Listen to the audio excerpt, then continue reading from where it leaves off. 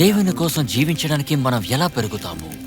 నిజమైన స్వచ్ఛతతో జీవితాన్ని ఆనందంగా జీవించడానికి దేవుడు అందించే ఆధ్యాత్మిక పోషణను మనం నిరంతరం స్వీకరించాలి. మరి ఈ ఆధ్యాత్మిక పోషణ అంటే ఏమిటి? మొదటిగా, మనం బైబిల్ చదివినప్పుడు దేవుని గురించిన మన జ్ఞానం పెరుగుతుంది మరియు ఆయన జ్ఞానం మన ఆధ్యాత్మిక ఆహారం అవుతుంది. రెండవది, మనం ప్రార్థనలో యేసుతో మాట్లాడడానికి మనం సమయం గడిపినప్పుడు అతని ఉనికి మన ఆధ్యాత్మిక జలం అవుతుంది.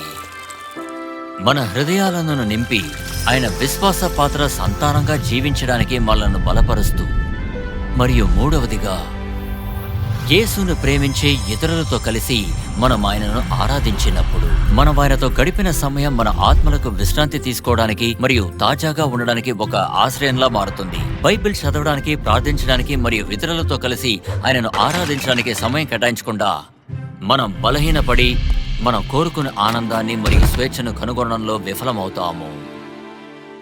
కానీ మనం రోజు ఆయన ఆధ్యాత్మిక పోషణను స్వీకరిస్తున్నప్పుడు మన ఆత్మలలో ఆయన పనిచేస్తాడు. అతని ఆత్మ ద్వారా మన లోతైన కోరికలను సంతృప్తి పరుచుకుంటూ మనల్ని ఎదగడం మరియు మార్చడం ఆయన ఆత్మ చేత ఉంటాడు.